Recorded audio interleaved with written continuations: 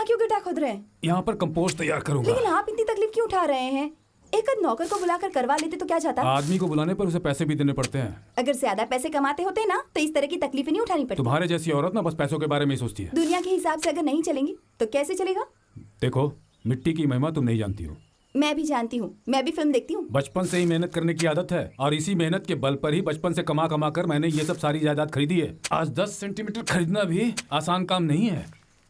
इतनी बड़ी जमीन तो भूल ही जाओ। आज की सबसे बड़ी समस्या है इंसान को मिलने वाली सुविधाएं। लोगों में इसीलिए बीमारियां बढ़ती जा रही हैं। एक पेपर तो ठीक से पढ़ नहीं पाते हो, फिर ऐसी बातें कैसे होती है? सिर्फ पेपर या पढ़ाई कर लेने से इंसान को ज्ञान नहीं हो जाता, दिमाग से सोचना भी जरूरी है। हमारे आसपास में जितनी भी हेलो, ज्यादा बातें बनाने की जरूरत नहीं है। यहीं पर स्वर्ग है, ये फिल्म मैंने भी देखी है। नौकरों को बुलाने के लिए मना कर रहे हैं और खुद इतनी तकलीफ उठा रहे हैं, इसीलिए ऐसा कह रही थी। देखो, मेरी मेहनत और पसीने की कमाई ही दिख रही है। ये सब, ये 5 एकड़ जमीन, ये सारे पेड़, ये मकान। मेहरबानी करके अब ये बातें मुझे मत सुनाइएगा। मैं और बच्चे ये बातें सुनकर तंग आ चुके हैं। देखिए, मुझे तो लगता है आपको अपनी तारीफ सुनने में बड़ा मजा आता है। अपनी तारीफ नहीं कर रहा हूँ मैं। एक अनाथ के भीतर का स्वाभिमान है, ये आत्मविश्वास है। मेहनत से सब कुछ पाया है। 5वीं फेल इस आदमी को 10वीं फेल करने वाली तुम जैसी औरत मिली। 5वीं फेल ये आदमी मेहनत से जो पैसे कमाता है उसे तुम शॉपिंग करके बर्बाद कर रही हो। अब ये कैसी बातें करने लगे आप? मैं क्या रोज शॉपिंग करने के लिए जाती हूँ? साल में 1-2 बार तो जाने के लिए कहती हूँ आपसे, वो भी नहीं। आज से शॉपिंग नहीं करूंगी। जैसी हूँ ना वैसी ही रहूंगी, चाहे कपड़े फटे या पुराने हो जाए। अब ऐसे क्यों हंस रहे हैं? मैं ये सोच रहा हूँ क्या? जब तुम बिना कपड़ों के चला करोगी तो फिर मैं आप भी पागल हो गए हैं क्या? आपसे बात करके ना मेरा दिमाग भी खराब हो जाता है। खूब अच्छी तरह से मेहनत करो और पेट भर के खाना खाओ। अभी मुझे पेट भर के खाना नहीं खाना है। एहसान करोगी?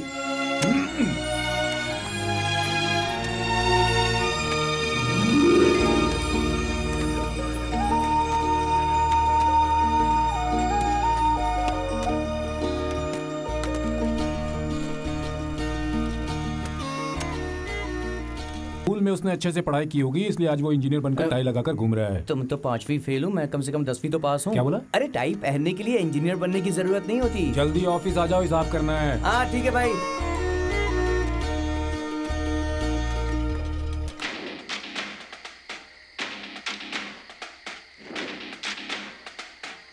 भाई एक चाय देना। हाँ रघु, एक चाय ला। हाँ लाया। साहब, ये काम खत्म नहीं, होने थोड़ा में यहाँ और रुकिए। कितना वक्त 6 लगेगा? महीना तो लगेगा। जल्दी खत्म किया तो फायदा नहीं होगा। जॉर्ज कुट्टी, ये सोमू है। हाँ, इस नए पुलिस स्टेशन के कॉन्ट्रैक्टर हैं। हाँ। मैं सब कॉन्ट्रैक्टर हूँ, ये सिविल वर्क करता हूँ। मेरे ऊपर एक और कॉन्ट्रैक्टर है। हाँ। आप क्या काम करते हैं? मैं एक ये जॉर्ज कुट्टी है। हाँ, हाँ। इस एरिया का केबल टीवी नेटवर्क इन्हीं का है। ओह। और उस बिल्डिंग के कोने में इनका ऑफिस है। ये बहुत ही अच्छे आदमी हैं, जैसे आप हो वैसे ही ये अरे हैं। जॉर्ज भाई, घर से फोन आया है। रात में आप यहीं रुकोगे या फिर घर जाओगे? मैं यहीं पर रहूँगा। हाँ ठीक है, बोल देता हूँ। आप यहीं रहेंगे क्या? मैं थोड़ी देर के लिए यहाँ पर रहूँगा। हाँ। सबके सो जाने के बाद रात में फिल्म दिखाने का काम इन्हीं का है। तो आप घर नहीं जाते क्या? भाई साहब मजाक कर रहे हैं।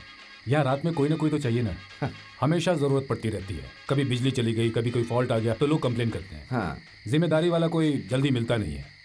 अच्छी सर्विस न दी जाए तो लोग कमी निकालेंगे और पैसे नहीं देंगे। हाँ ये तो है। इन्होंने पूरी बात तो बताई नहीं। रात में 11:30 बजे से लेकर 1 बजे तक इनके चैनल पे कुछ खास चीजें चलती रहती हैं, जिन्हें लोग देखते हैं और मजा भी लेते हैं। आप शांत रहिए भाई साहब। अरे मुझे सब बताने तो दो। उस वक्त फैशन टीवी की क्लिप चलती है और बड़ी ही मजेदार मजेदार ये क्लिप भी चलती ना, है। आप खुद अपने गांव वालों की बेइज्जती कर रहे हैं। हाँ अच्छा, तो तुम ये कहना चाह रहे हो कि मैंने बेइज्जती की, लेकिन तुम तो अच्छा काम कर रहे हो, तो खुश रहो। ठीक है सोमू, हम लोग फिर बाद में मिलते जी। हैं। हाँ।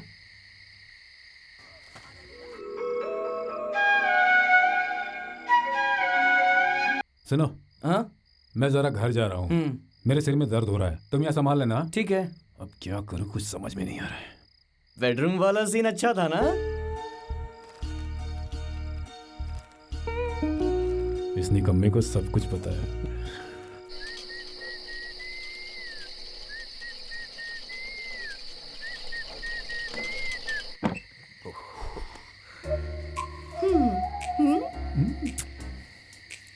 नहीं, कौन सा सीन देकर आए हैं? बताऊंगा ना। इस तरह अंदर आ रहे हैं, बताइए कौन सा सीन देखा?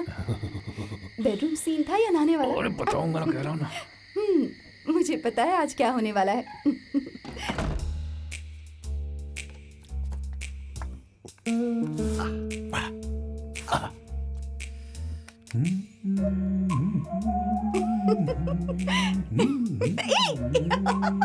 ये क्या कर रहे हैं? अब जवान नहीं रहे आप। किसने कहा कि मैं जवान नहीं रहा? मैं अपने मन में हमेशा खुद को 17 साल का ही समझता रहता हूँ। समझ गई? अच्छा सुनिए ना, एक बात कहूँ आपसे। बता ना डार्लिंग। हम अपना जीप एक्सचेंज करा के एक छोटी सी कार ले लें। क्या हुआ? मेरी बात पसंद नहीं आई? तुम्हारी जैसी औरतें मर्दों की सारी वीकनेस पहचानती हैं और मौका मिलती है उसे ब्लैकमेल करने लगती हैं। जान लो मैं वैसा पति नहीं हूँ, मैं कोई पागल नहीं हूँ। मुझे जो भी करना है वो मैं अच्छी तरह से जानता हूँ। अब चुपचाप सो जाओ। कार चाहिए? कार? क्या यार, कहाँ से ये भी?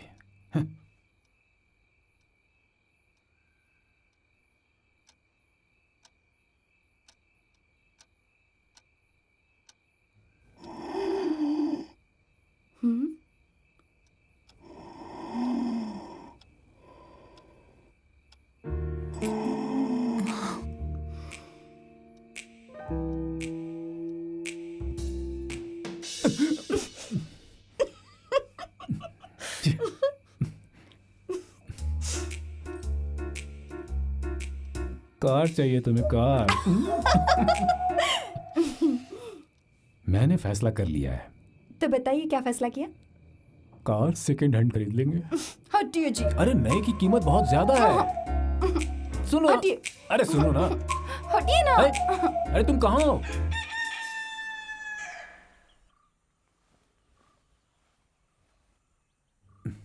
ये लाइट भी नहीं बंद करते।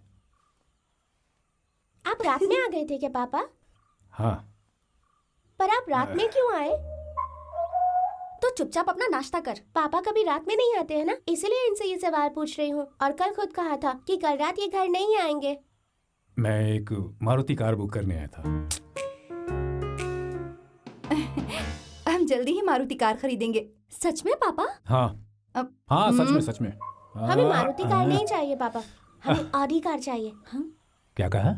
ऑडी, वो भी एक कार है पापा। वो कार मुझे बहुत पसंद है। मारुति कार से सस्ती है क्या? अरे पापा 40 लाख से कम की कीमत नहीं होगी उसकी। अरे बाप रे, सोने की बनी हुई है क्या वो? अगर पेपर पढ़ते ना तो सब पता चलता आपको। पेपर में इस चाड़ी के बारे में पढ़कर क्या फायदा होने वाला है? चारी नहीं पापा, ऑडी। कुछ भी हो, हम उसे नहीं खरीद सकते। हमारे लिए मारुति बहुत है। पापा हम कब कार खरीदेंगे? तुम चुपचाप अपना नाश्ता करो। आज नहाने का इरादा नहीं है क्या? बाद में नहाऊंगा। क्यों, स्टेमिना नहीं बचा क्या नहाने के लिए? आज उसके लिए स्टेमिना नहीं बचा है। कल रात सारा स्टेमिना खत्म हो गया।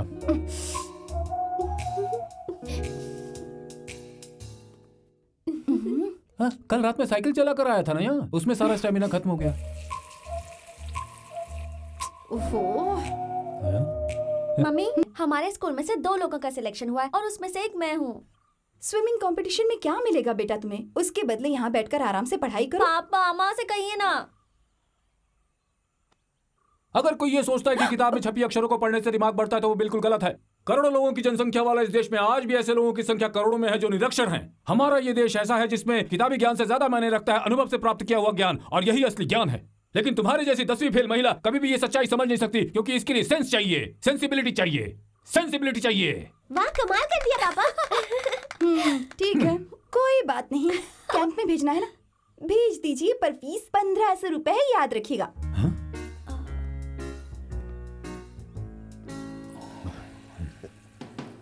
पापा तुम्हारा वहां जाना जरूरी है बेटी। देखिए अब आप कैसी बातें कर रहे हैं। ठीक है। अरे आप लोग अभी तक नहीं गए? स्कूल टाइम पर पहुंचना चाहिए ना बेटा।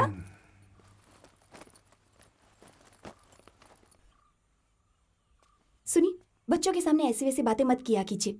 वो बड़े हो रहे हैं, सब कुछ समझते हैं। उन्हें ये सब कुछ भी नहीं मालूम है। अपनी जवानी में मैं ये सब कुछ भी नहीं समझता था। ओह, रहने दीजिए, वरना सारी पोल खोल दूंगी।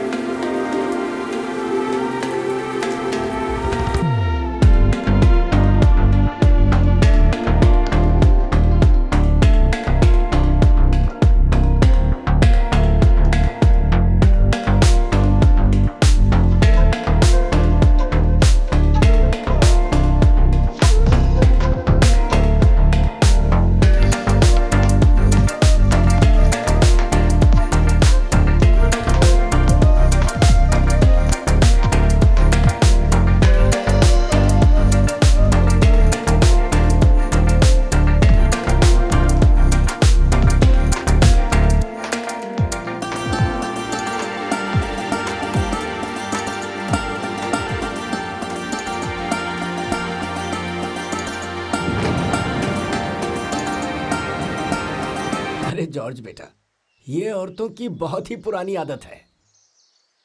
अब देखो, इस मामले में इसकी माँ भी कुछ कम नहीं है। कहीं भी जाएगी लेकिन एक बर्तन जरूर खरीद कर लाएगी। बाजार में और कुछ नहीं दिखेगा, सिर्फ बर्तन ही बर्तन दिखेंगे। एक आदमी के खाने के लिए एक कुकर, 3 आदमी के लिए एक कुकर, विसिल देने वाला, विसिल नहीं देने वाला, इन्हें हर टाइप के चाहिए। सुनिए, किचन की जरूरतें हम औरतें देख लेंगी, आप टांग मत अड़ाइए। पिताजी ने सही कहा, राजेश राष्ट्रीय सेवा करना चाहता है। अरे बेटा जॉर्ज, ये चाहती हैं कि बच्चों को हम सेंट जोसेफ पब्लिक स्कूल में पढ़ाएं। और वैसे भी आजकल कोई भी अपने बच्चों को छोटे मोटे स्कूल में तो पढ़ाना नहीं चाहता। अरे वो तो बहुत अच्छा स्कूल है जॉर्ज। हाँ, लेकिन ये लड़कियां तो अभी इंग्लिश मीडियम स्कूल में पढ़ रही हैं। उस स्कूल में क्या प्रॉब्लम है ये मुझे समझ में नहीं आ रहा। पता है, पिछले 15 सालों से सेंट जोसेफ स्कूल में 100% लड़के पास हुए हैं, लेकिन ये स्कूल वैसा नहीं है। पर हमारे स्कूल ने भी 2 प्राइजेस जीते हैं। देखो, स्कूल में कोई प्रॉब्लम नहीं होता, जो बच्चे नहीं पढ़ते हैं वो लोग फेल हो जाते हैं। स्कूल उसमें क्या कर सकता है? बाबूजी, आजकल के माँ बाप की सोच बिल्कुल अलग है। इन लोगों के हिसाब से जिस स्कूल का फीस ज्यादा हो वो स्कूल अच्छा होता है। अब इसमें उनको क्या फायदा होता है मेरी समझ में नहीं आ रहा। ये भी बिल्कुल वैसी ही है। पढ़ने वाली लड़कियां कहीं भी पढ़ेंगी। सही कहा ना? हाँ, ये भी सही है। आप अभी पैसे खर्च नहीं करना चाहते, यही बात है ना? अगर ऐसा होता तो मैं इन्हें गवर्नमेंट स्कूल में भर्ती करवा देता, लेकिन देख लिया ना, ऐसा नहीं है। जहाँ हर तरह की सुविधा है वैसे इंग्लिश मीडियम स्कूल में इन्हें पढ़ा रहा हूँ, लेकिन दुनिया की सैर करवा सकूं उतना पैसा नहीं है मेरे पास। आप कुछ भी कहे ना, इनके पास उसका जवाब होता ही है। आजकल दूसरों को देखकर हमें जीना सीखना चाहिए कि नहीं? तभी तो हमारी भी हिम्मत बढ़ेगी। दुनिया के साथ चलना बहुत जरूरी है। पता नहीं ये बात कब समझेंगे। कुछ भी कह लो, ये बात ये मुझे जरूर समझाएंगी। वैसे मैं दुनिया के साथ साथ चलता तो मुझे तुमसे शादी करते वक्त दहेज लेना चाहिए था।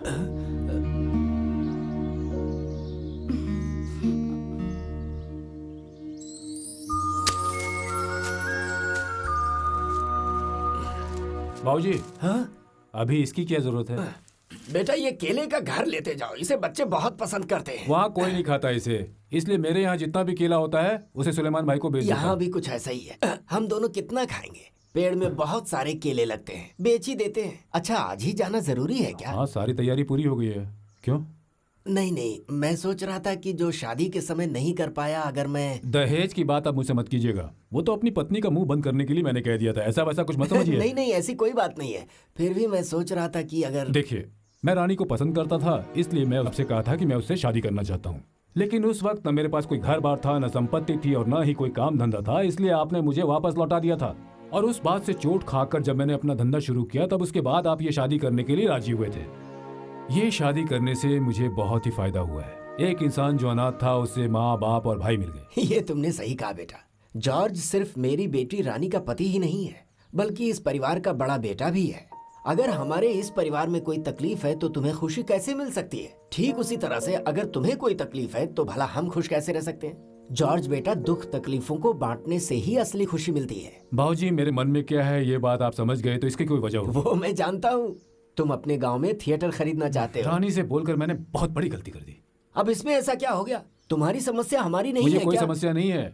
मैंने थोड़े पैसे जमा कर लिए हैं और कुछ पैसे मैं बैंक से लोन ले लूंगा। लेकिन लोन लेने से पहले 1000 बार सोचना चाहिए। वैसे भी बैंक से लोन लेकर बिजनेस में मैं घाटा उठा चुका हूँ, इसलिए मैं कहूँगा कि लोन ना लो तो ही बेहतर है। तो फिर वो देखो बेटा, मैं जो कह रहा हूँ वो मान लो। हम जैसे मिडिल क्लास वालों के पास पैसे कभी भी खर्च से ज्यादा नहीं होते। यहाँ से बस थोड़ी ही दूर पर मेरा एक रबर का बगीचा है। वो पूरे 1.5 एकड़ का है, लेकिन मैं उसे अच्छी तरह संभाल नहीं पा रहा। और राजेश तो राष्ट्र की सेवा में ही लगा है। मैंने बहुत बार सोचा कि उसे बेच दूं, लेकिन बरसों से इस फैसले को टालता ही रहा। मैं सोच रहा हूँ कि उस जमीन को तुम्हारे नाम कर दूं। अरे नहीं, ये आप क्या कह रहे हैं बाबूजी? ये मेरा अकेले का फैसला नहीं है, बल्कि राजेश और उसकी माँ दोनों का भी फैसला है। बेटा, तुम तो हमें हमेशा ही प्यार देते आए हो। अब आज हमें कुछ करने का मौका है तो करने दो ना।